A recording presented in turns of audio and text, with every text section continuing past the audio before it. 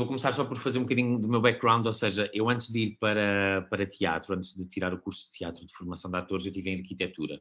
E, portanto, eu acho que esta questão toda do ato criativo ou do processo criativo é um bocadinho transversal a todas as artes, e a muitas outras profissões também, porque eu acho que qualquer processo criativo pode ter um paralelismo com um processo de criação, seja ele qual for, seja ele uma diretriz qualquer de um trabalho, um objetivo qualquer a concluir, portanto, noutra profissão qualquer, eu acho que podemos sempre pegar um bocadinho neste modelo daquilo que eu vou falar um bocadinho e, claro, adaptando às diferentes áreas, acho que pode ser produtivo e frutífero no resultado.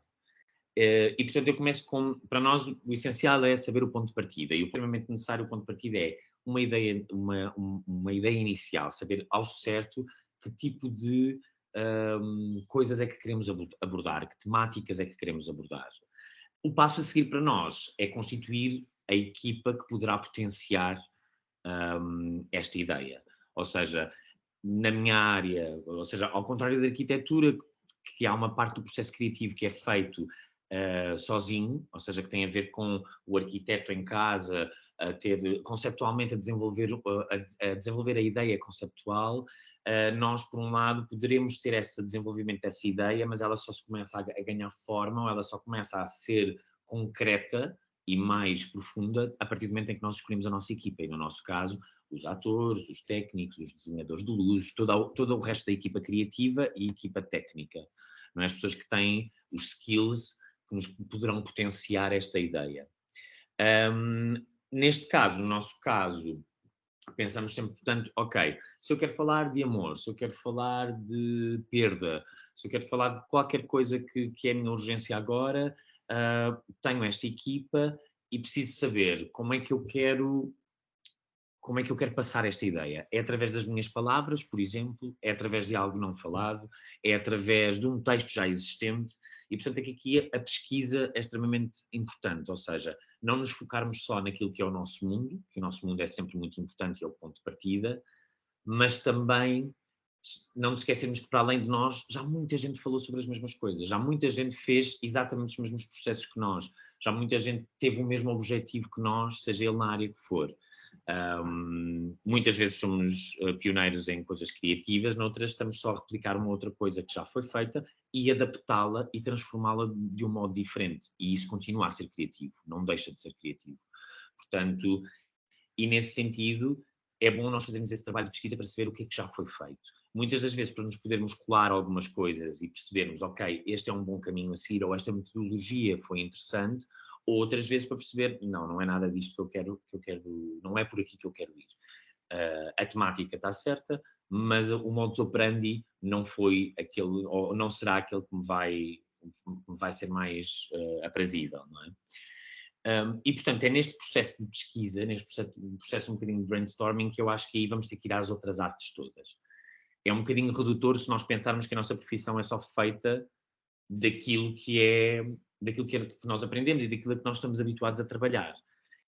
Eu acho que nós podemos sempre ganhar com todas as outras áreas, sejam elas não artísticas até, ou mesmo que não sejam.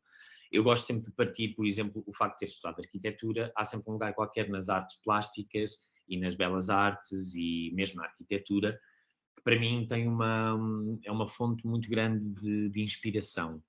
E, portanto, ela serve-me sempre para, mesmo ou na música, ou na literatura, ou etc., nas outras artes todas, de tentar perceber, ok, estas pessoas, estes criativos, estes artistas trabalharam esta temática desta maneira, através da sua forma, que é a área deles, e de que maneira é que aquilo me pode inspirar para o meu processo criativo. Felizmente a minha arte, ou seja, dentro do teatro, do cinema, é um bocadinho a arte que conflui e que aglomera todas as outras artes, ou seja, eu posso ter arquitetura em cena, eu posso ter literatura, música,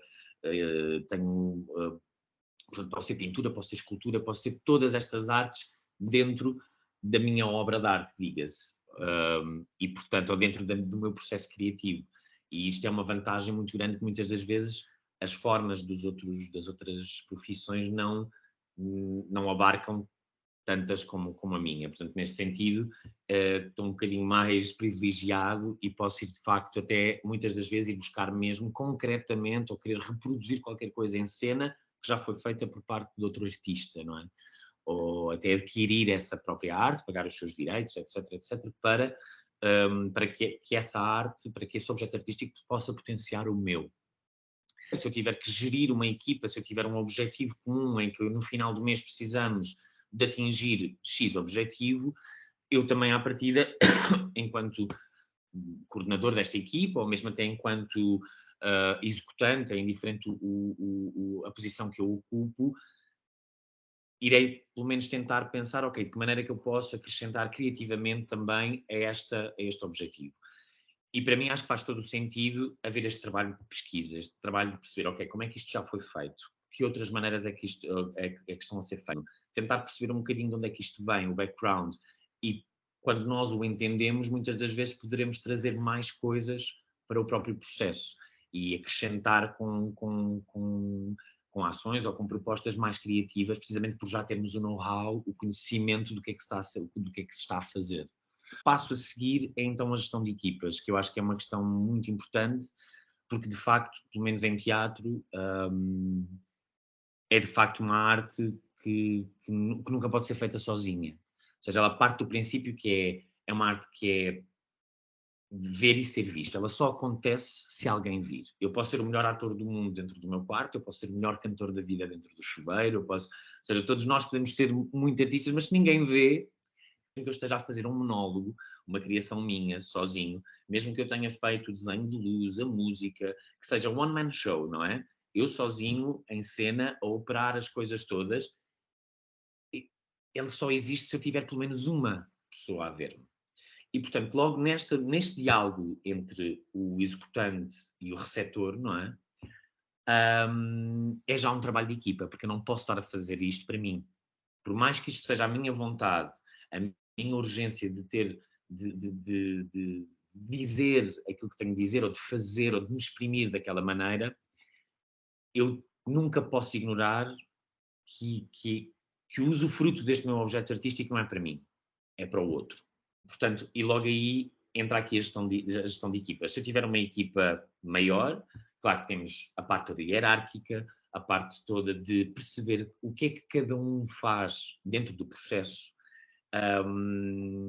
E é bom aqui percebermos que muitas das áreas e muitas das funções se mesclam e interferem nas outras, mas ao mesmo tempo tentar perceber qual é o pelouro de cada um, ou seja, e delegar é das coisas mais importantes na arte, pelo menos no teatro e no cinema, que é o delegar dá uma responsabilidade a quem nós delegamos e, portanto, a responsabilidade dá-nos motivação no processo criativo também, pelo menos acho eu. O facto de nós estarmos responsáveis por alguma coisa, claro que muitas vezes pode ser uma grande dor de cabeça, pode ser uma responsabilidade muito grande, mas de facto quando a conseguimos atingir, a sensação de alegria, etc., de ficarmos contentes com o nosso trabalho vai ser muito maior, não é? Portanto, e de perceber o que é que cada pessoa está a trazer de novo também para o processo. Pronto, e esta gestão muitas vezes é difícil, porque quem está, se houver uma hierarquia, claro que há um encenador, ou o realizador, ou o produtor, que pode hierarquicamente decidir estas coisas, mas muitas vezes também temos criações horizontais, não é? Em que o grupo é horizontal, em que não há hierarquias e cada um está a fazer o seu trabalho. Sendo que isto, felizmente, democraticamente, as coisas podem funcionar, mas muitas das vezes pode ser difícil chegar a uma conclusão, ou porque se tivermos uma equipa em que metade da equipa está a puxar para um lado, metade da equipa está a puxar para o outro, temos que chegar ali a um ponto em que tem que existir cedências. E eu acho que a cedência é extremamente importante também, num processo criativo. O ceder, perceber, ok, eu se calhar não vou conseguir atingir aquilo que era a minha ideia, por 500 mil questões, porque podemos ter questões produtivas, questões ideológicas, questões artísticas, mas se calhar eu vou conseguir metade e para eu conseguir metade eu também vou ter que ceder noutra coisa qualquer que eu achava que era menos interessante para este projeto ou menos interessante para esta ideia. Pronto. A seguir esta gestão de equipas, entramos então na logística do processo criativo propriamente dito, não é? Organização de tempo, perceber exatamente deadlines é extremamente importante, porque, e nós artistas às vezes não lidamos muito bem com o tempo, porque há uma parcela qualquer do trabalho artístico que muitas vezes não está associado a uma eficácia matemática, uma eficácia de resolução, está associada a um rasgo, a uma criatividade qualquer, que muitas vezes não temos essa disponibilidade para tal, porque estamos estressados, porque temos problemas em casa, porque estamos com problemas na família, etc, etc. E muitas das vezes os deadlines, não é? Nós sabermos que temos que estrear no dia X, aquele teatro comprou-nos este espetáculo e aquilo tem que estar pronto naquela altura. A produtora do filme está a dizer, atenção, atenção, temos que filmar isto num mês e não pode ser em 2 meses como nós queríamos. Todas estes constrangimentos produtivos, muitas das vezes, por um lado podem ser castradores, porque eu posso estar num momento criativo, às vezes, não muito interessante, e pode não surgir nada. Agora, também cabe a mim munir-me, lá está, neste trabalho de pesquisa, de habituar-me a também saber gerir o meu processo criativo e saber gerir as minhas opções e as minhas decisões consoante e sob pressão, pelo menos para mim. Até acho que funciona bastante bem. Os deadlines para mim são extremamente necessários, porque senão eu sinto que vou procrastinar imenso. Portanto, um, até funciona melhor sob pressão e sobre o facto de saber, não, amanhã tenho que chegar ao ensaio e tenho que já ter esta cena resolvida, como é que eu vou resolver? E de repente ponho-me ali a ler 500 livros, a ver livros de pintura, coisas, e de repente há uma imagem qualquer ou uma música qualquer que eu ouço que me faz lembrar uma coisa qualquer. Ok, boa, é isto, vou experimentar. Pronto, e nesta organização de tempo é extremamente necessária que seja clara para toda a gente e que toda a gente esteja alinhado com isto. Depois, há todo o processo mesmo de desenvolvimento portanto, de tentativa e erro, que eu acho que é uma das partes mais importantes no nosso trabalho. É que, de facto, na cabeça e mentalmente pode tudo parecer perfeito e maravilhoso, e se parecer-nos genial a nossa ideia e que vai tudo funcionar, mas se nós não testarmos, se nós não ensaiarmos, se nós não percebermos se a mecânica de facto funciona, ela a maior parte das vezes vai sair furada, vai ser uma coisa completamente distinta daquilo que nós tínhamos imaginado. Portanto, a tentativa e erro é extremamente importante para nós podermos perceber, ok, vamos experimentar, está a funcionar, ok, está a funcionar, mas ainda falta qualquer coisa, mas então aí é a repetição que vai fazer com que chegue à perfeição, diga-se, ou ao lugar mais interessante do foro do resultado, ou outras vezes dizer por completo, não, afinal isto não funciona de todo. Eu achava que na minha cabeça, por exemplo, para nós atores, muitas das vezes nós estamos em casa e pensamos, não, vou fazer assim, vou dizer aquele texto daquela maneira, vou vestir aquelas roupas porque sim, porque eu acho que isto faz sentido, e de repente experimentamos e está completamente ao lado. Não tem nada a ver.